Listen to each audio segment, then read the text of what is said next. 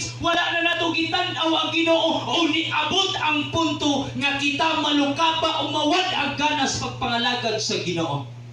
Higala igsoon tinuod ang bagyo sa kinabuhi, mabatunan na to na, maabta na to na, kitang tanan wala gyud exempted, kitang tanan makasugat gyud og bagyo sa kinabuhi. Apan sultian ko ikaw, duna kitay paglaom tungod kay ang Dios sa uban man nato.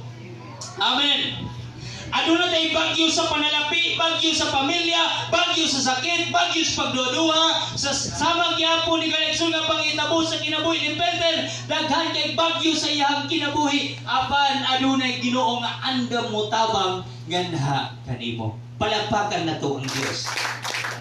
Ang ikaduha, apan ang Ginoo mas tinuod pa kaysa bagyo. Amen. Kung tinuod man ang bagyo, kining mga bulana karon ay bagyong niabot dili sa ato ang nasod. Pero kung tinuod man ang bagyo, mas tinuod pod ang Ginoo nga atong gialagaran. Amen.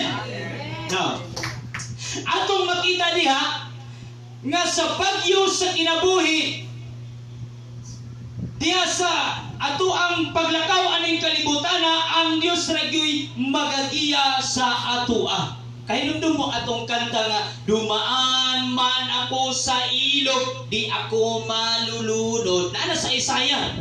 Dumaan man ako sa apoy, di ako masusunog. Ngano man, kay kasama natin ang Dios.